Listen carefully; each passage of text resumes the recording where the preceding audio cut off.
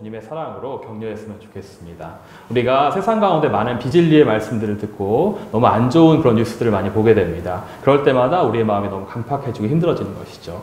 그렇기 때문에 우리는 교회 나왔을 때 이 믿음의 공동체 가운데, 사랑의 공동체 가운데 나왔을 때 서로 격려하고 진리의 말씀을 선포해 주었으면 좋겠습니다. 네. 치열한 요즘 세상 가운데 우리가 살아가면서 지치지 않는 사람들은 없는 것 같습니다. 요즘 커피들을 우리 대한민국 사람들이 많이 마신다고 합니다. 길 가다 보면 커피 전문점들이 우후죽순적으로 많이 늘어나는 것을 볼 수가 있습니다. 저는 커피를 좀 잘 마시지 않습니다. 한 1년에 한 10잔 이하로 마시는 것 같습니다. 정말 그렇습니다. 제가 커피를 잘 마시지 않아서 정말 피곤한 날에만 커피를 마십니다. 이 커피가 현대인의 심신을 위로해주는 귀한 음료이고 좋은 음료이긴 하지만 대부분의 경우 몸이 피곤하기 때문에 커피를 많이 드시는 분들이 많이 있는 것 같습니다. 몸이 피로를 느끼게 되면은 뇌에서 이런 물질이 형성된다고 합니다. 아데노신이라는 물질을 내보내서 뇌를 천천히 쓰도록 몸을 좀 약간 나른하게 만들어주는 효과가 있다고 합니다. 그런데 이 카페인이 이 아데노신이라는 그 물질을 막는 역할을 한다고 합니다. 그래서 카페인을 마시게 되면 몸이 피로를 느끼지 못하게 되는 것이죠. 어쩌면 이 한국 사회에서 커피가 유행하는 것이 그만큼 우리 사회가 피곤하다는 증거가 아닐까 그런 생각을 한 번쯤 해봅니다. 네, 너무 많이, 조금씩 드시는 건 괜찮은데 너무 많이 드시는 거는 과하면 좋지 않습니다. 건강을 위해서 줄이시기 바랍니다. 네. 이렇게 그냥 우리가 한국 사회 속에서 살아가는 것도 피곤하고 지치는 일인데 우리는 교회에서 빛과 소금으로서 이 세상 가운데 영향력 있는 삶을 살아야 됩니다. 그러다 보면 때로는 우리가 지치고 힘들 때가 있는 것 같습니다. 힘들고 지쳐 낙마하고 넘어져 일어날 힘이 없을 때가 우리는 가끔 있는 것 같습니다. 저 또한 사역을 하면서 하나님과 동행하면서 지치고 힘들 때가 있었습니다. 제가 정말 힘들고 지쳤던 순간이 있었는데요. 2014년도로 기억을 합니다. 그때 제가 주중에 캠퍼스 사역을 하면서 하루에 한 4시간에서 5시간 정도 지하철을 타고 다녔습니다. 왕복 거리가 좀 길었고요. 그리고 주말에는 왕복으로 집에서 한 4시간 정도 걸리는 수원에서 사역을 하면서 교육부서를 3개씩 맡아서 했습니다. 그래서 유초등부, 학생부, 그리고 청년부 사역을 계속 했었던 기억이 있습니다. 그래서 저는 한 주에 설교를 한 4편 정도 썼던 기억이 있습니다. 그렇게 제가 지내다 보니까 심각한 상황이 왔습니다. 저의 마음이 영적으로도 육적으로도 너무 피폐해지는 것입니다. 그러던 중에 제가 상담을 할 기회가 있었습니다. 그랬더니 상담해 주시는 목사님께서 저에게 일 중독 증세가 있다는 진단을 내려주셨습니다. 그래서 저에게 처방을 내려주셨는데요. 첫 번째로는 주중에 하루 정도는 푹 쉬라고 하셨습니다.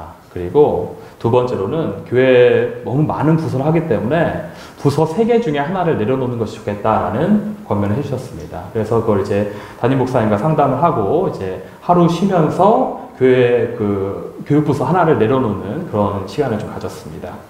그러고 나니까 좀 마음이 좀 회복이 되고 정서적으로 회복이 좀 되었습니다. 체력적으로 그리고 여러 사역들 가운데 지치는 것은 휴식의 시간을 갖거나 일을 좀 내려놓으면 회복이 되는 것 같습니다. 그런데 우리의 마음이 잘 회복되지 않는 그런 경우들이 있는 것 같습니다. 그것은 바로 내가 하나님께 기도하고 정말 열심히 매달리는데 내가 처한 상황들이나 사람들이 변하지 않고 여전히 절망적일 때, 상황과 환경이 그대로일 때 우리는 지치고 포기하고 싶은 마음이 들 때가 있는 것 같습니다. 내가 정말 열심히 기도하지만 우리의 가족이나 우리의 친구들이 복음을 받아들이지 않을 때 우리는 마음이 아프게 됩니다. 내가 정말 기도하지만 내가 처한 상황과 환경이 전혀 변화될 기미를 보이지 않을 때 우리는 실족하는 경우가 있는 것 같습니다. 나의 직장과 가정에서의 어려움이 해결되지 않을 때 우리는 정말 마음이 힘들어집니다. 이럴 때 우리는 지치는 경우가 있는 것 같습니다. 우리가 기도하면 사람들이 닭똥 같은 눈물을 흘리면서 내가 잘못했어, 내가 회개하면서 변화되는 경우보다는 오히려 그대로인 경우나 더 안 좋아지는 경우가 더 많이 있는 것 같습니다. 우리의 상황이 그리고 우리의 환경이 우리의 사람들이 변화되지 않을 때 지치고 포기하고 싶은 순간에 우리는 어떻게 해야 될까요? 우리는 오늘 열왕기상 19장 말씀을 보면서 한번 나눠보도록 하겠습니다. 엘리야의 이야기입니다. 열왕기상 18장에 엘리야와 바알 선지자들이 능력 대결 사건이 있었습니다. 그리고 나서 엘리야는 백성들과 함께 바알 선지자들을 다 죽이게 됩니다. 그리고 이스라엘은 다시 비가 내리게 되는 것입니다. 그 후에 아합 왕은 이세벨 왕비에게 엘리야가 얼마나 대단한 사람인지, 엄청난 이적을 어떻게 일으켰는지를 소상하게 얘기합니다. 하늘에서 불이 떨어지고 바알 선지자들이 어떻게 죽고 그리고 3년간 오지 않았던 비가 어떻게 내렸는지 이세벨에게 다 이야기합니다. 아마도 아합 왕에게는 두 가지 의도가 있었을 것으로 봅니다. 첫 번째로는 바알 선지자들이 갑자기 한 번에 많이 죽었기 때문에 바알을 섬기는 이세벨에게 변명을 하고 있는 것입니다. 어쩔 수 없어서 선지자들이 죽었다라는 것이죠.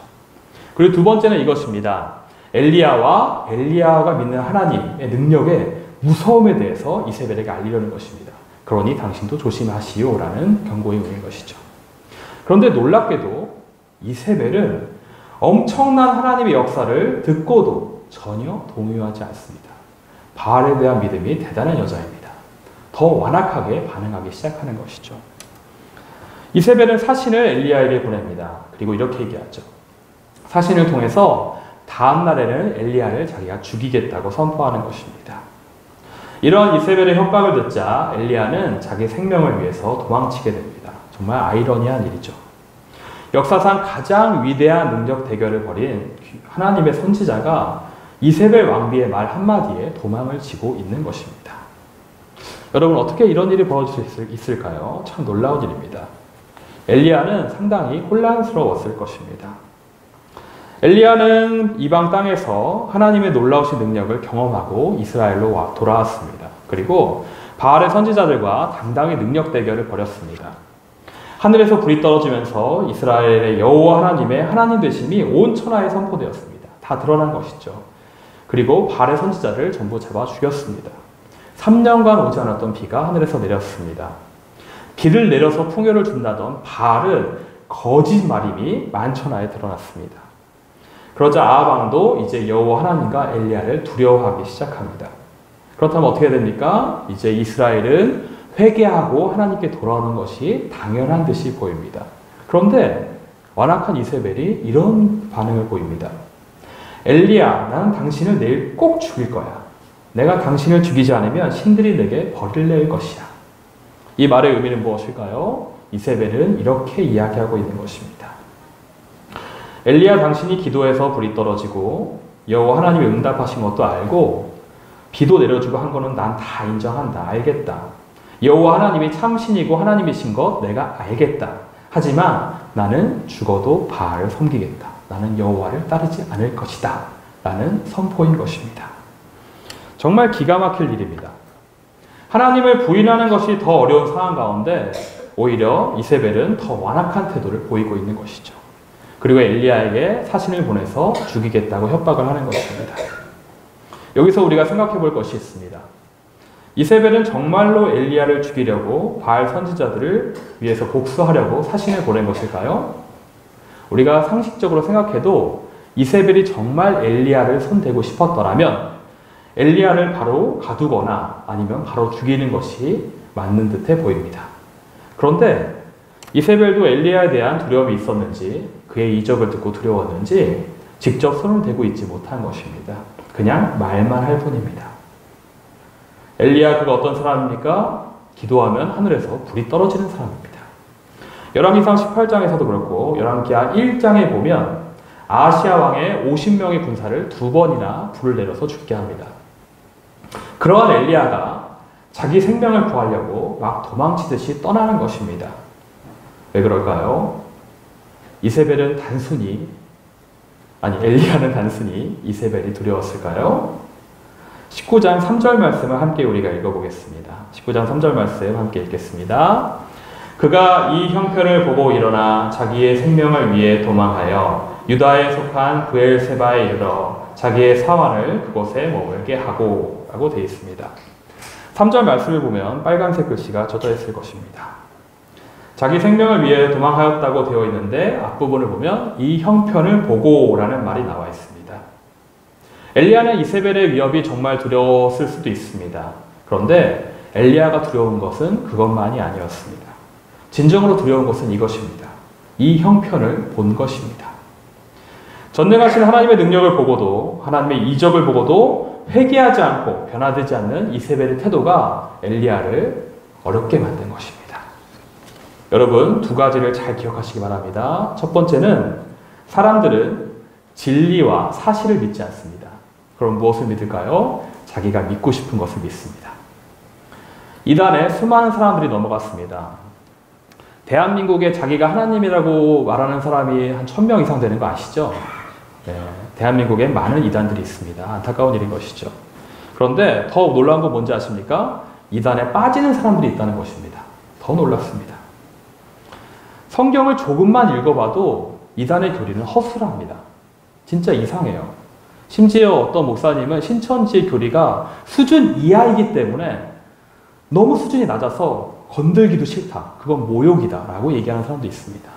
그런데 사람들은 왜 이단에 빠질까요? 그것은 무엇입니까? 자신들이 믿고 싶은 것을 믿기 때문에 그렇습니다. 하나님의 말씀을 믿어야 되는데, 진리를 믿어야 되는데, 사실을 믿어야 되는데 그것을 믿지 않고 자기가 원하는 것을 믿는 것입니다. 누구처럼 말입니까? 이세벨처럼 말입니다. 두 번째, 우리가 기억할 것이 있습니다. 사람들은 쉽게 변하지 않습니다. 여러분, 사람들이 금방 쉽게 변하던가요? 여러분은 쉽게 변하셨습니까? 아닌 것이죠. 각 사람들마다 경우가 다르겠지만 대부분 사람들은 어렵게 변합니다. 어떤 목사님이 이런 말씀 하시더라고요. 하나님의 아들이 인간의 몸으로 와서 십자가에 달려서 죽었다가 부활하셨습니다. 믿으십니까? 아멘? 당연하죠. 그럼에도 불구하고 예수 그리스도를 믿지 않는 사람들이 있습니까? 없습니까? 있습니다. 하나님의 아들이 인간의 몸으로 와서 이 땅에서 죽으셨다가 부활하셔도 예수님을 믿지 않는 사람들이 많습니다. 그게 사실임에도 불구하고 믿지 않습니다. 왜 그렇습니까? 쉽게 변하지 않을 뿐더러 자기가 믿고 싶은 것을 믿기 때문에 그렇습니다. 엘리야는 이것이 두려운 것입니다. 변화되지 않는 이세벨이 그리고 이스라엘이 두려웠던 것입니다. 변화되지 않은 상황 가운데 엘리야는 소망을 잃은 것이죠. 그리고 회복과 개선의 의지조차 잃어버린 것입니다. 그래서 그 엘리야는 지금 도망치고 있는 것입니다. 사람에게서 가장 끔찍한 것은 바로 소망을 잃어버리는 것입니다. 그것이 정말 끔찍한 것이죠. 엘리야는 도망치기 시작합니다. 그것도 아주 멀리 유다 지역인 브엘세바까지 도망치기 시작합니다. 그리고 자기 사환을 그곳에 머무르게 하고 이제는 자기 스스로 광야에 들어가 버리고 맙니다. 엘리야는 왜 혼자 광야로 들어가 버렸을까요? 어쩌면 엘리야는 삶에 대한 포기를 생각하고 있었는지도 모르겠습니다.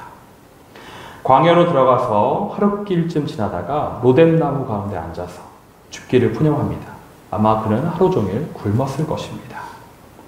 소망 없는 그에게는 더 이상 삶의 의지도 없는 것이죠. 우리 함께 4절을 함께 읽도록 하겠습니다.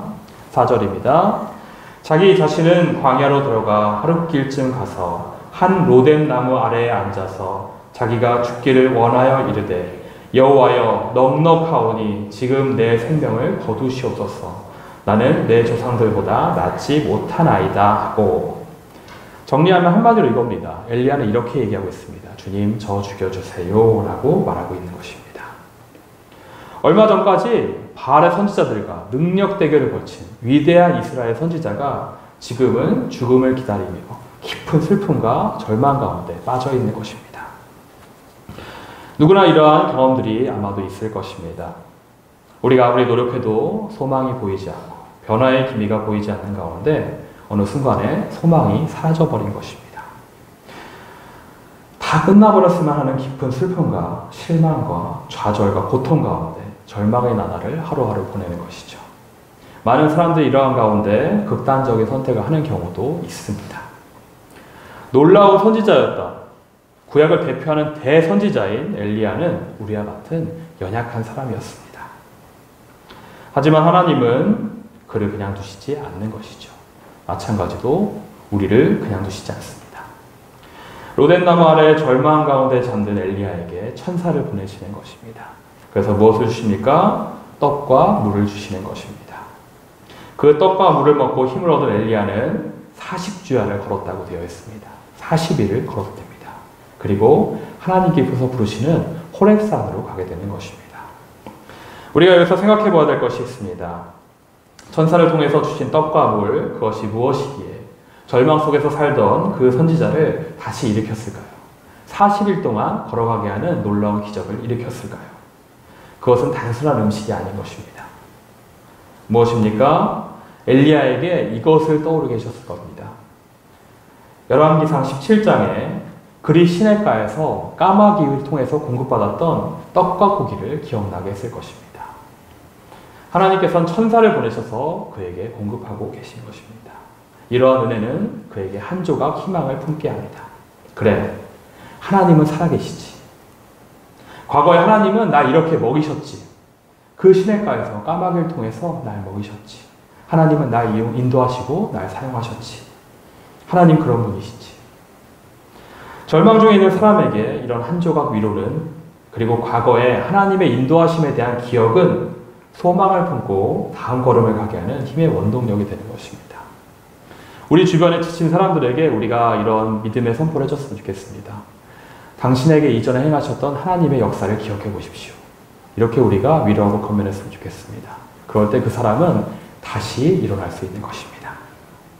엘리야는 이것을 기억하면서 40주야를 걸었을 것입니다. 호렙산으로 갔습니다. 하나님께 깊이 나아갔습니다. 여러분, 호렙산은 어떤 곳입니까? 모세가 이스라엘 민족의 죄를 회개하기 위해서 40일간 금식하였던 곳이 호렙산입니다.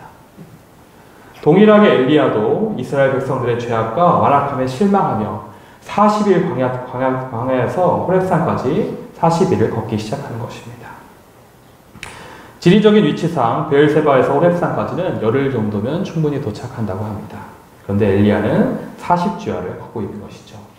이 사람이 단순히 걸어간 것입니까? 아닙니다. 엘리야는 하나님과 이스라엘 민족의 미래를 두고 씨름을 하고 있는 것입니다. 다시 매달리고 있는 것이죠.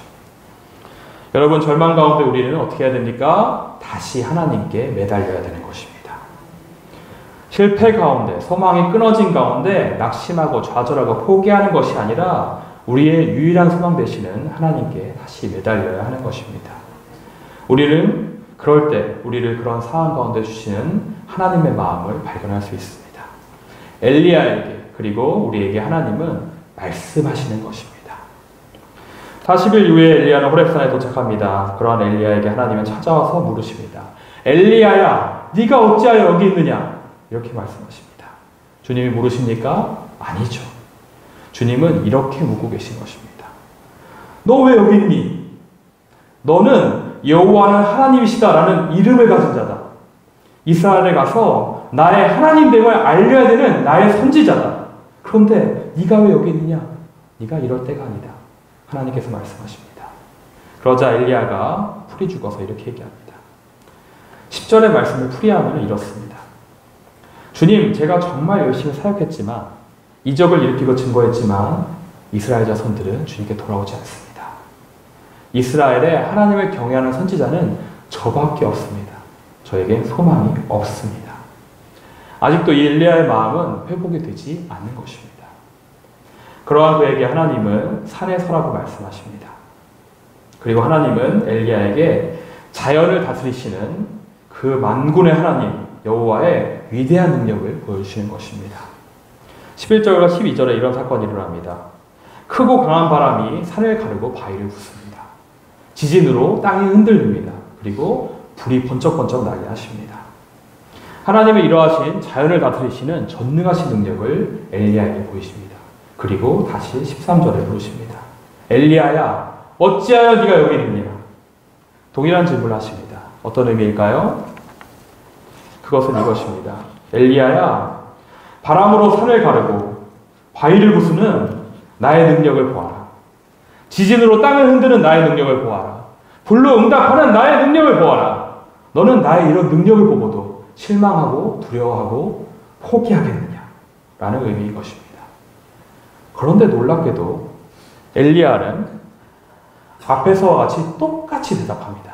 19장 10절과 19장 14절은 토시 하나 다르지 않고 똑같이 대답하는 것입니다. 아직도 엘리야의 마음은 회복이 되지 않은 것입니다. 그러한 엘리야에게 하나님은 명령하시는 것입니다. 너는 내 길을 돌이켜라. 그리고 광야를 통해서 가라. 하사엘과 예후와 엘리사에게 기름을 부으라. 이들을 통하여 나의 역사가 이루어질 것이다. 절대로 낙심하지 마라. 혼자라고 생각하지 마라. 아직 이스라엘은 바알에게 무릎 꿇지 않는 7천 명이 있다. 이스라엘은 소망이 있다. 하나님께서 말씀하십니다. 엘리야에게 하나님은 하나님의 사람들을 세울 것을, 그리고 하나님의 사람들이 아직도 남아있음을 알려주시는 것입니다. 왜 그럴까요? 엘리야의 마음이 회복되지 못한 것은 그가 혼자라고 느끼기 때문에 그렇습니다. 10절과 14절 말씀 띄워주시겠습니다. 우리 함께 읽겠습니다. 한 절 하나만 읽으시면 됩니다. 똑같습니다. 시작. 그가 대답하되 내가 만군의 하나님 여호와께 열심히 유별하오니 이는 이스라엘 자손이 주의 언약을 버리고 주의 제단을 헐며 칼로 주의 선지자들을 죽였음이오며 오직 나만 남았거늘 그들이 내 생명을 찾아 빼앗으려 하나이다. 오직 나만 남았거늘. 이 말에 대한 대답인 것입니다. 혼자서 싸우고 있다고 생각한 엘리야에게 하나님은 7천 명이 있음을 이야기해 주십니다. 그리고 미래에 하나님께서 사용하실 새로운 사람들을 세우고 그들을 통해서도 하나님께서 승리하실 것임을 알려주십니다. 이렇게 절망 가운데 주님께 다시 씨름하며 나아가는 사람들에게 하나님은 하나님의 능력을 보이시는 것입니다. 그리고 하나님의 역사를 보이십니다. 그리고 하나님의 사람들을 일으켜 세우시는 것입니다. 비록 내가 지금은 이래도, 우리에게 보이는 상황이 지금 이렇게 절망적이어도 우리의 모든 상황을 다스리시는 분은 누구십니까? 역사를 이끄시는 분은 누구십니까? 우리의 여호와 하나님이신 것입니다. 이렇게 절망 가운데 하나님께 나아가면 하나님은 반드시 우리에게 소망을 주십니다. 그리고 반드시 우리의 사명을 새롭게 하시는 것입니다. 우리의 미래를 세우십니다. 그리고 함께하는 사람들을 보내주시는 것입니다. 우리가 이것을 기억하시면서 절망 중에도 소망을 주시는 주님께 나아가는 우리가 되었으면 좋겠습니다. 마지막으로 한 가지, 절망 중에도 하나님을 붙들었던 한 믿음의 사람의 이야기를 나누고 마무리하도록 하겠습니다.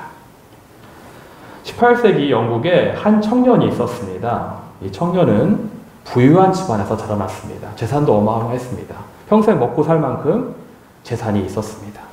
그리고 이 청년은 20대 초기에 영국의 하원 의원이 되고 갑니다. 정치적으로도 아주 성공한 것이죠. 수많은 재산, 명예, 모든 것이 이 청년에게 있었습니다. 그런데 한 가지가 없었습니다. 무엇입니까? 하나님을 향한 믿음이 없었습니다. 그래서 자기 마음대로 살던 와중에 예수 그리스도를 영접하는 놀라운 계기를 맞이하게 됩니다. 이 형제가, 이 정치인이 예수님을 만나게 됩니다. 그리고 성직자로 살아가려고 했었는데 다른 사람들이 모두 만류합니다. 하나님께서 너를 정치인으로 보내신 데는 하나님께서 행하실 일이 있다 하면서 소명을 찾게 합니다. 이 형제가 기도하면서 자기가 무엇을 해야 될지 고민하게 됩니다. 하나님께서 그에게 말씀하신 것은 영국에 있는 노예들을 해방시키는 것이었습니다. 그 당시 18세기 영국의 무역의 3분의 1이 노예 거래였다고 합니다. 영국은 국가 GDP의 30% 이상을 노예 수익을 통해서 얻었다고 합니다. 이런 어마어마한 국가적인 사업을 폐지해야 되는 대사명을 갖게 된 것입니다. 이 사람은 노예제 폐지법을 발의하기 시작합니다. 1791년까지 계속해서 부결됩니다. 당연히 부결될 수밖에 없습니다. 왜 그렇습니까? 국가 재정의 30% 이상이 나오는 어마어마한 사업입니다. 이것을 그 누구도 포기할 수 없는 것이죠. 나라의 그 수입이 30%가 줄어드는 것입니다. 절대 동의하지 않습니다.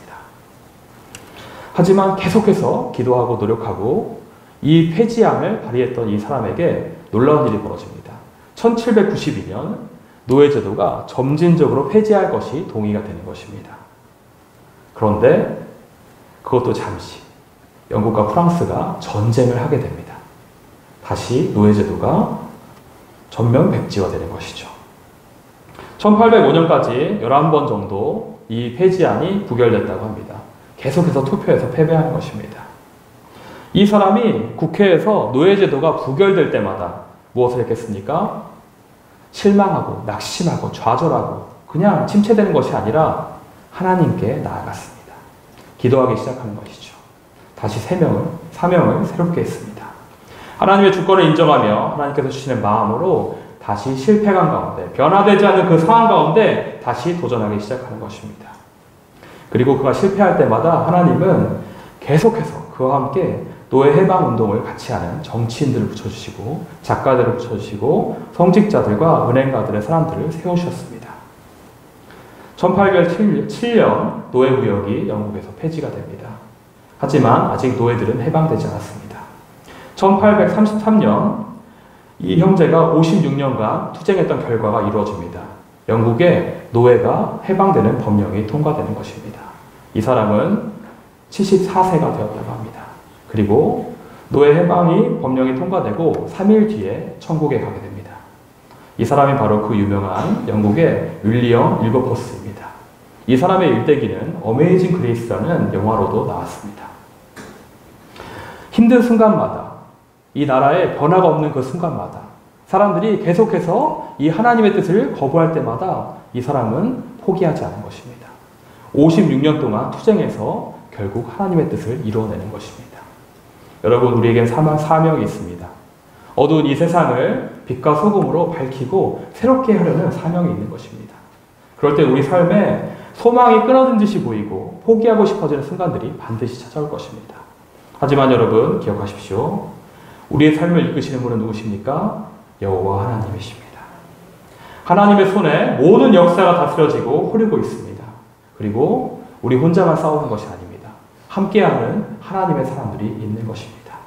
우리가 이것을 기억하면서 절망 중에 포기하지 않고 하나님께 씨름하며 소망을 회복하며 끝까지 승리해내는 우리가 되었으면 좋겠습니다. 우리 함께 기도하시겠습니다.